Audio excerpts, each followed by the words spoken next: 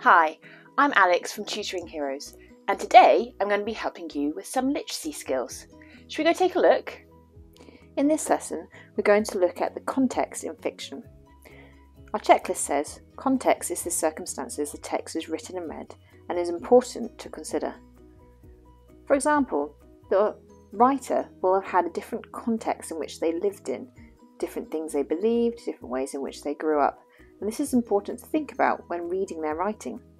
But it's also important to consider, what do we as the reader think? How have we grown up? What are the different contexts around us that affect how we read things? We're going to look at three types of context. Historical context, which refers to what was happening in the world when the text was written. Political context, which refers to what was happening politically at the time of writing, or when the story is set in time. And social context refers to the way people interacted, lived, and believed at the time of writing, or when the story is set in time. So let's look at historical context.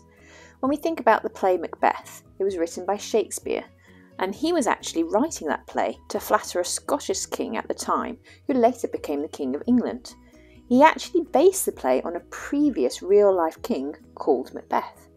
So when we consider that Shakespeare was trying to flatter somebody else through his writing, we will have to think that maybe he will have changed some of the facts to try and make it sound a little bit better and flatter the king, and make the Scottish history sound a little bit more flamboyant or maybe even adventurous. He may have exaggerated information to bring effect or try and persuade the king of a certain point of view. This is really important now that we know this information and we can read his play knowing the context in which it was written. Political context refers to what's happening politically at the time or in the actual story. There's a story called 1984, which was actually written in 1949. It was a futuristic book trying to predict what would happen. And the author refers to the government as Big Brother watching everybody on the street. Now, there was no CCTV or surveillance cameras back in 1949 when the book was written, so it's quite forward-thinking for this author to predict that in 1984 there would be surveillance cameras. And also, as a reader, it's important to think that as a modern-day reader, we're very used to surveillance cameras, so we would read that and be confused that it would be predicted that way. And then lastly, we think about social context, which is the way people interacted, but also the belief systems that people had at the time of writing or in the story. Now, when Frankenstein was written, electricity was not available in homes. Therefore, it's really interesting that the author used electricity to bring her fictional character to life. It shows a certain unknowing around what electricity was, or maybe a fear of the power that electricity held.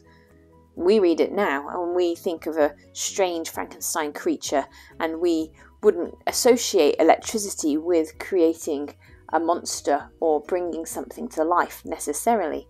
But back then there was so much unknown around this new phenomenon that this created a piece of writing from an author all about electricity. So when you're reading, it's important to consider the context in which the author wrote that piece of fiction. It's important to consider the context in which the story is actually being set, but it's also important to consider your own context and your own surroundings and how that's affecting how you view the piece of writing that you're reading. I hope this has given you a bit of food for thought and will help you next time you're reading a piece of information or a story to consider the context in which it's written in. Thanks for watching this video today, brought to you by Tutoring Heroes.